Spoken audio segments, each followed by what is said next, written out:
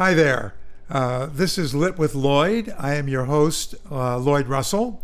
And today we've got Jack Rasmussen, who has written a book called Fine Dining, The Secrets Behind the Restaurant Industry. This is something that we've never had before, so this should be very fascinating. Welcome, Jack.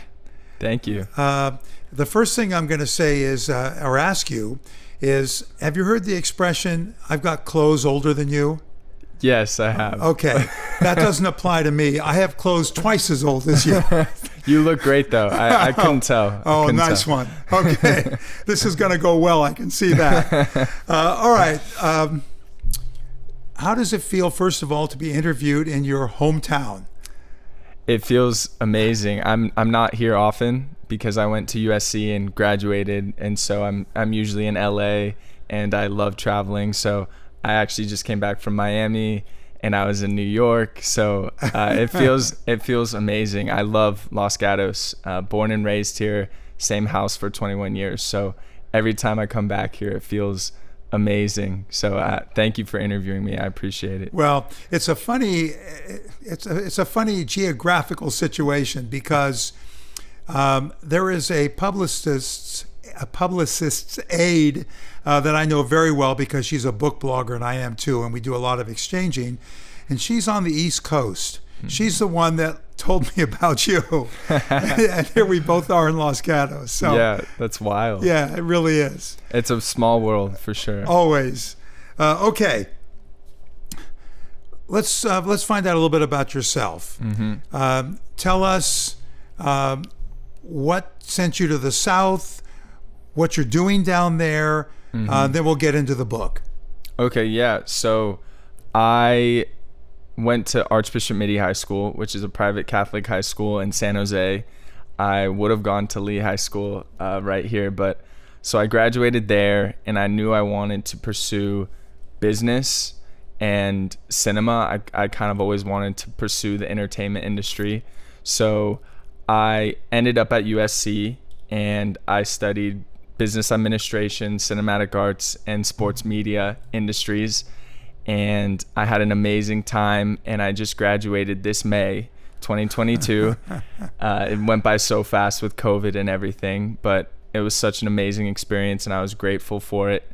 And what happened was I've always loved writing. My whole life I've loved writing. I'd taken advanced courses in writing in high school, and I always wanted to write a book.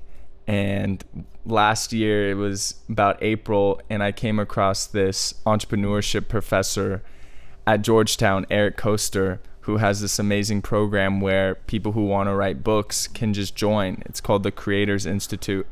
And so I just gave him a ring, and we talked for an hour, and I told him about my life and how interested I'm in movies and film and food, and he was super supportive. So then I started writing, and I chose the restaurant industry, and I hit the ground running and did a lot of research, and then I started doing interviews kind of like you, and it just became bigger than I ever thought it would, and I didn't know I would finish it. And then I finished it last year, end of the year, and then this year I connected with some forward writers, and even the religious dean at USC is featured in the forward, and a few other chefs.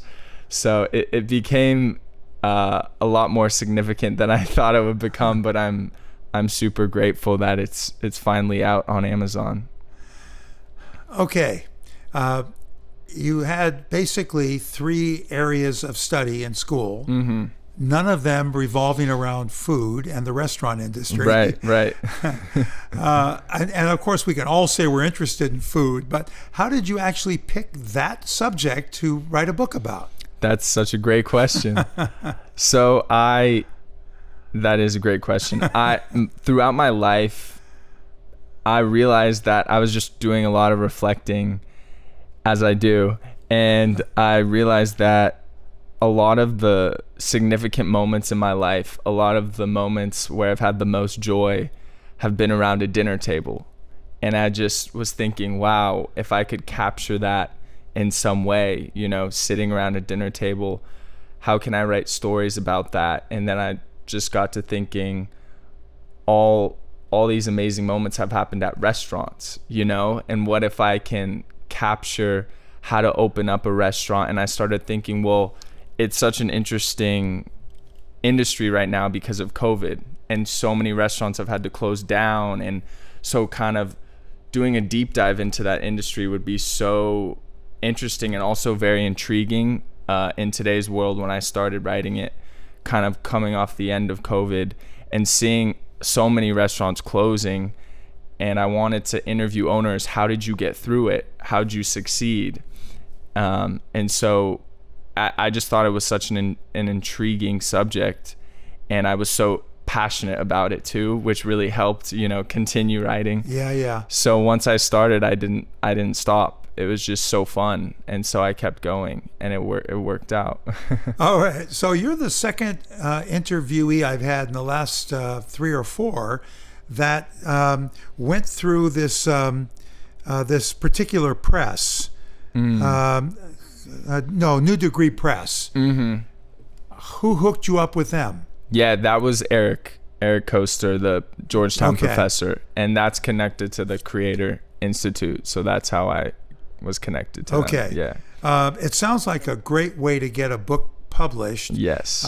And not have to self-publish. Yes. I recommend it. I've recommended it to my friends. If you want to do a book, join this club, because it's an amazing opportunity, and you get to be surrounded by other authors. So they push you, you push them, and you're all sort of in it together. So it's a really fun experience. Okay, when did you start writing the book? When did you actually get the idea for this specific book? Because I have read it. Oh, wow. I actually was in the corporate food service world for many decades. And obviously, I mean, I would say most of us love to eat. So I found it fascinating. What made you actually decide to go behind the scenes and really delve into what's happened, how people are surviving, and even you can kind of give us a little crystal ball look at what you think is going to happen going forward? Yeah, so I knew if I was going to do this, I needed to go in depth. And it started here, actually. My first interview was at the Wine Cellar restaurant. Sure. Which is a famous restaurant here, has been around for a while. And I went to school with the daughter at Archbishop Mitty. And so it was an easy in. And I said, I would love to interview your mom. And she owns it. And so it started there. And that was a 2-hour interview in their basement. Wow. And I just learned everything. She told me the whole story. And I was like, wow, this is so much content. And if I did this with more owners, I could cover everything from service to location to how you choose your staff to the food to the menu psychology, all these different aspects that make a restaurant succeed, and even do a full chapter on the pandemic, which is what I did. So it started there, and then it went to other restaurants, and I kind of laid out the chapters a little bit in the beginning, but then after interviewing more chefs, it kind of organized itself to kind of go past, present, future, and so it's kind of divided in that way in the book, which is what I really like. And I'm just excited. So there's 3 parts. The first part is have a seat at my table, the history of the restaurant industry. Then the next part, let's eat, keys to success. And then the final part is the future, shoot for the Milky Way. And basically, I study entrepreneurship. That was my emphasis at USC in the business school. And then I also had the opportunity to learn entrepreneurship from Stanford professors a few summers ago.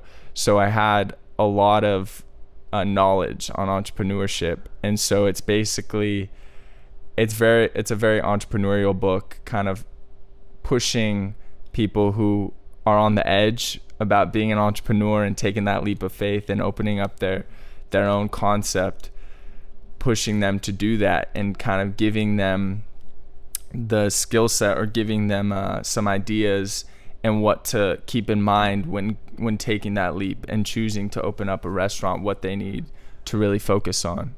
Okay, well, side note, my wife and I have a reservation at at the wine cellar in about 2 weeks with some friends. Nice.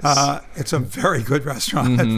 For anybody that's near Los Gatos, you might want to give it a shot. Yes. And so, all right. So you came up with the concept. You came up with what the sections would be. When did you actually start writing that? I mean, you were still going to school, weren't you? Yeah, that's the crazy thing. I was taking 21 units a semester at USC because I love staying busy. It's just my whole life. That's kind of what I've loved doing. And so that's the thing is when I started writing in April. And so April of what? 2021. Okay. So last year. All right. So I didn't have much time because they wanted me to finish by November. So I had to do the whole ideation and writing within, a very short time span, maybe 6-7 months. And so I began in April. I actually worked on Wall Street during the summer, so I wasn't free. I couldn't just write all day. So I'd write at night. I visited a lot of New York restaurants and kind of got more inspiration there. But I'd write, at night or on the weekends, and it wasn't a schedule for me. It was just like when I felt passionate or when I, something, hit me, I would just go on my computer and I didn't tell a lot of people. It was just kind of a side project, a side book. And then when it finally finished, I announced it, and people were like, "Wow, you've been doing this for that long." And it was pretty cool. And so I finished in the beginning of my senior year, which was last November. And then that's sort of when I announced it and went on pre-order. And I got a lot of pre-orders, $10,000 in pre-orders over just a month. And then it finally is on Amazon now. Went up on May, the month of my graduation. So it's been up for about 2 months now. Did you get some editing help? I mean, yeah, and early readers. I mean, yeah, a little bit.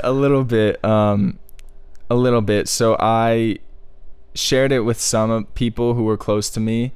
I did have an editor at New Degree Press who was very helpful. And she would just tell me when I'd go off on tangents or maybe, swing this way instead of that way. So yeah, she definitely helped me. And then I did have someone help me with the cover design, which I'm really proud of, which is, and it's inspired by Norman Rockwell, who's a famous painter. And that's based on Freedom from Want, a very famous painting. A lot of people call it the Thanksgiving dinner painting, but it's basically people around a table. And so all these people I have relationships with now who I've interviewed and talked to about their restaurants or their careers. So it's really special to me. I guess I could go through it. The beginning on the right, that's Michael Mina, who's a celebrity chef. Then behind him is Stephen Colt, who owns a California Italian restaurant on Melrose Avenue in Los Angeles. Next to him is John Tizar, who's also a great chef. And then next to me, that's Tara Lane Brennan, who has a cookbook herself, and she has a nonprofit. She owns a nonprofit, which is really cool, feeding people, homeless veterans, which is cool. And then Philip Camino is next to me on the left. He owns 2 restaurants in LA. Fellow, which is now called Wolf's Glen, I think, which is a modern American restaurant. And then he owns Amari, which is a really high-end sushi restaurant. And then the last 2 guys, that's Dean Soni, the first ever Hindu dean of religious studies at an American university, which is super cool. I've learned a lot from him. And then next to him is David Belasco, who's an entrepreneurship professor at USC. So that's sort of the cover. And I obviously got it approved by all of them. And, of course. And I sent it to them, and they thought it was so cool that it was inspired by that painting. So Yeah. It's very cool. Why is the guy in the middle looking straight ahead? He asked the same thing. So it was basically, that was the best photo we could use for him. That just kind of fit the portrait, because it was hard to fit him in there. So that's great. Where did you get that very quiet looking jacket? Yeah, I like to kind of express myself in my clothing, and that I got that at I'm not really sure what the place was called, but it was a place in LA that I just drove by, and I think I saw that in the window, and I was like, I need to wear that. I really need that. So I bought it. Maybe being in LA is just the right place to have it. I don't know. Yeah, exactly. All right, we're going to take a quick break. We'll be back in a moment.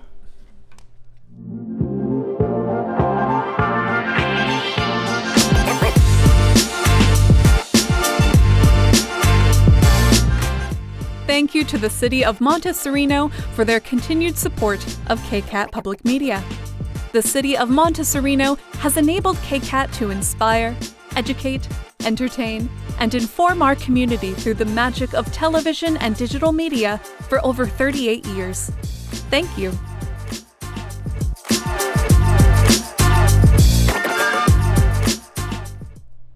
Okay, and we're back with Jack Rasmussen. Again, the author of Fine Dining and the Secrets Behind the Restaurant Industry. So let's get back to it. You've interviewed a whole bunch of chefs. Mm-hmm. How do you go about doing that? Do you just call on the phone? Do you have somebody help you? How do they even get on the phone? I would think that they don't even want to get on the phone with you. No offense. Yeah. How did you get a hold of them? Yeah, that's a great question. It's really hard. Obviously, I started here, and so I knew her daughter. So I went through her. The other chefs at these high-end restaurants, it was very difficult, and a lot of them I was very persistent, and it didn't end up working out. But basically, I would email them and email their PR team and say, I'm an author. I'm writing this book on fine dining. I would love to feature your chef. And a lot of them, like Evan Funk in LA, was just super busy. So he really wanted to do it, but he couldn't. Or, a lot of these Michelin star chefs are just so busy because they work 24/7. And so it was very hard to get them on the phone even. But yeah. I did it a lot through family, friends. I had friends in Chicago who were really nice, and they connected me to some chefs out there, and in LA I knew a lot of people that helped me out, and then so that was helpful. Connections helped me out a lot, and then going through PR was difficult, but that was the other way I did it. Yeah.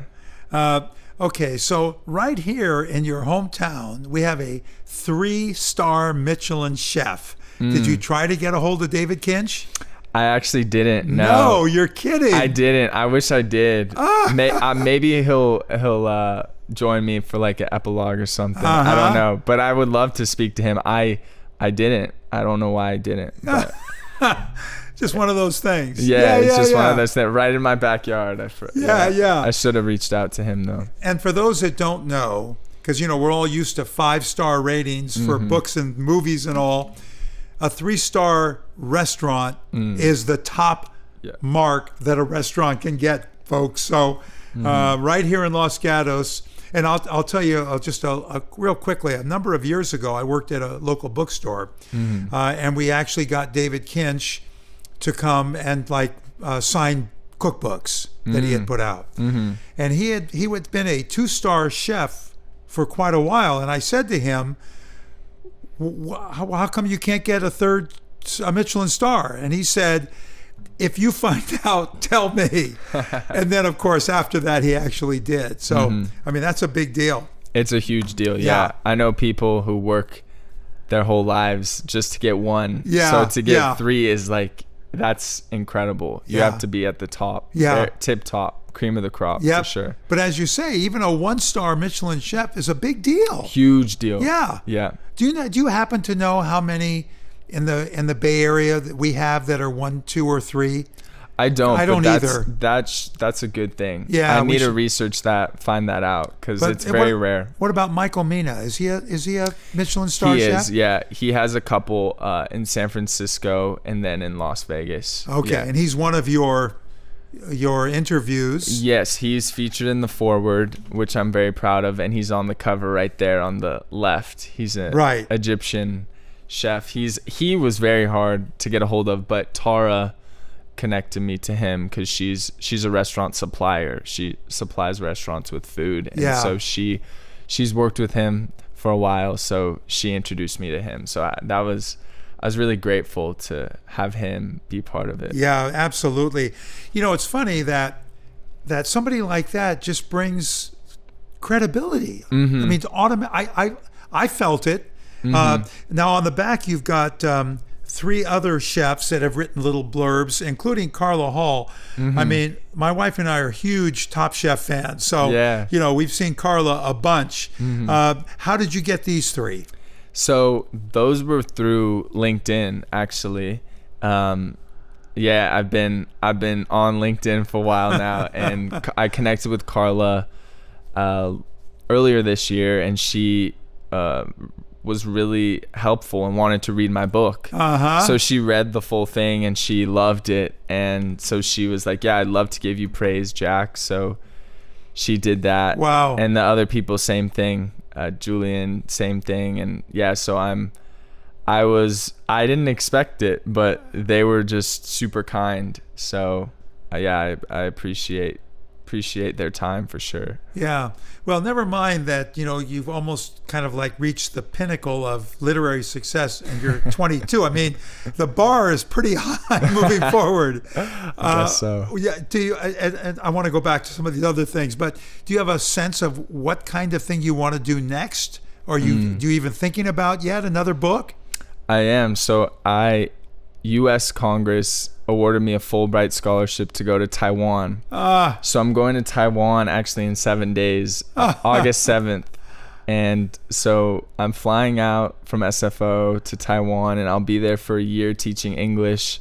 So I've been thinking about a lot of things that I kind of want to do, and I definitely want to probably write another book while I'm there. I'm not sure exactly what it'll be on. Taiwan actually is known for its food, which is interesting. So maybe it'll be another food book or maybe something else. But I would love to write another book in the next year. And then I'm also pursuing acting as well. Really? It's something I've always been interested in, just film in general, and that's kind of what attracted me to USC. So I have a talent agent now, and I've been doing small things. I was on Wheel of Fortune, and No kidding. And I've been doing a little some other small things. I did a documentary for my book. So I'm just sort of dipping my toes into that world right now, and Wow. I would love to do it more for sure. Yeah. And you didn't do any theater stuff in high school? No, which would probably have helped me at this point, but we'll see what happens. Yeah. Wow. Okay. In your restaurant, in your book, you talk about pop-up restaurants. Can you tell us what those are? Yeah, so pop-up restaurants, it's often an owner of a established restaurant that wants to deliver food in a unique way. So they'll do a temporary space. Sometimes it's a food truck, sometimes it's just a temporary building that they go in for a short period of time and serve food. Sometimes it's a unique menu or new food that they want to introduce and kind of experiment with. So it's a great way to see, kind of test the waters if you want to test a new menu, or if you're struggling and you want to go to a different area but you're not sure if you want to open a full restaurant, you can open a pop-up and see how it does. Yeah. And then so that's actually gaining a lot of popularity, definitely. And short-term leases, obviously. Exactly. Yeah, it's very hard in the Bay Area to pay for rent. Yeah, so, yeah. Short or long. Yeah. Okay. You talk a lot about the farm-to-table trend. Mm-hmm. And I feel like we can lay claim to that in the Bay Area, but talk about that a little bit and how it came to be, where it came to be, and how popular it is now nationwide. Yeah, so there's 3 chefs. It's started in California, our state, and there's 3 chefs who basically trailblazed the path. Wolfgang Puck, who is one of the most famous chefs in the world now. He does the Oscars. He does, he's done major events, and he was one of the big people who started it. Alice Waters as well, who's a little north of us, and she I think she was the first who decided to open up a restaurant and just exclusively serve produce around her, and it was kind of the first ever that never had been done before. And a lot of people were like, that's so interesting, why is she doing that? And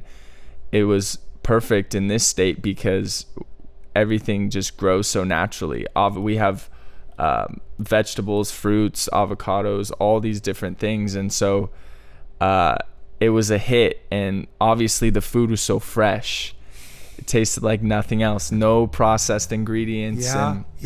When people started seeing that, she would also change her menu for each season based on what could be grown, and it was super successful, and it caught on, and so it grew. And Jeremiah Tower is also another big name chef. He trained with Alice, didn't he? Yeah. So he trained with her, and then he broke off and opened up his own restaurant and created his own brand. But those 3 sort of were the trailblazers in California, and now everyone's doing it. Farmers markets are all over the state every Sunday, and it's just a big deal now where restaurants are connecting with local farmers, and they want fresh ingredients, which is amazing. Is it nationwide, or do you feel it's only certain pockets of the nation? I think it's definitely certain pockets, but it's definitely growing. I think it's you could pretty much find farm to table in every state at this point, I think. Okay. Yeah. For those that don't know, Alice Waters' restaurant is Chez Bennis. And let's just say that it's a pretty easy 3 Michelin star restaurant. And I hear her as the pioneer, even more so than the other 2. But obviously the other 2 caught on pretty quickly. Definitely, they learned from her, but she's the mother of the movement for sure. All right, you talk in your book about 9 concepts to starting a business. That's not restricted to restaurants, is it? Can you talk about that a little bit, and how you came up with your? I mean, you do have a business background also, and you said you've got a lot of entrepreneurial background. So how did that come up? So the end of my book is more broad to focus on all types of entrepreneurship. So it's just about pushing people to follow their dreams and open up their own businesses. And I specifically reference Steve Blank, who was my mentor when I studied at Stanford. He created this business model canvas, which basically helps you succeed in your startup. So I basically just talk about the 9 different aspects that you need to have a successful startup, you need to focus on. And so I probably won't name all 9. And so it's quite all right. But so basically you're focusing on revenues, on service, hiring the right people, your avenues, distribution channels. There's just several different aspects. And so you have to touch on each one in order for the startup to be successful, in order to reach product market fit, which is the only way to keep your business going and to keep that momentum going. And the restaurant industry, as you know, is very hard to succeed in. Most restaurants fail and they have to close, and so many closed during the pandemic, which was super unfortunate. But that's what you need. You need to kind of touch on all these different aspects, because if one goes, then it's a tricky situation. So well, I had a corporate food service company that my father started in 1961 that I had to close down in January of 2021 because nobody's in the buildings. You can't feed employees if they're at home. Right. So I felt it from that standpoint. So I have a sense of what it felt like for the restaurants. I mean, obviously, a lot of restaurants, created a nice takeout and curb situation along with the grocery stores. Yeah. And I know some of them probably survived because of that. But I'm sure it was very difficult to do that. And, now what we're seeing a lot of problems with distribution. Do you have a sense of how that's affecting restaurants? Yeah. It's really, really hard. But I think what's big now is DoorDash, Uber Eats, and all these incredible companies that are kind of coming into the world and now are global, that are delivering food directly from restaurants to people in their houses. Yeah. And that wasn't always around. It was just these past few years. Yeah. And that actually really helped a lot of restaurants during the pandemic who don't have delivery drivers, which most restaurants don't. They don't hire those people. So that really, really helped. So people didn't have to leave their houses to order from their favorite restaurants. There would be drivers who could do contactless delivery. So I think that definitely helped. And I think we'll see that, I guess, just continue to increase with, DoorDash is growing and other companies like that. Yeah. Okay. Well, I mean, obviously, right now you're on a very, very popular interview show, but let's assume that there are others more popular. Have you gotten any kind of additional opportunities to interview, to go to do some interviews with TV shows and that, or TV stations, that sort of thing? I've done a few podcasts with Chris Voss and other business people. I have yet to do major television. Okay. So, yeah, I mean, I'm open to the opportunity for sure, but I'm leaving in 7 days. So it'd have to be soon, or, I'm always here. So I'm only 21. I turned 22 this month. So I'll be back in a year. And if they want to have me on then, I'll be more than happy. Yeah, I can certainly understand that. By the way, it's only 5 days since you leave. Today's the 2nd. Oh, wow. Okay, I need to stay on top of that. Yeah. Time flies. Yeah. Okay, the only thing I'm going to leave you with before we shut down is I have to actually modify my clothes being twice as old as you.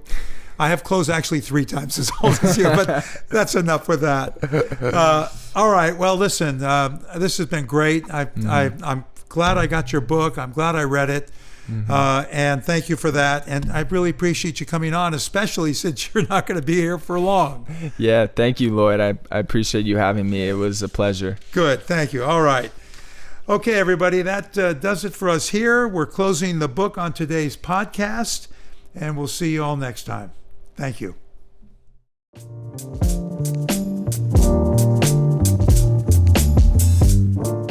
You just heard Lit with Lloyd here on KCAT Radio. Explore all our KCAT original programming at kcat.org/radio.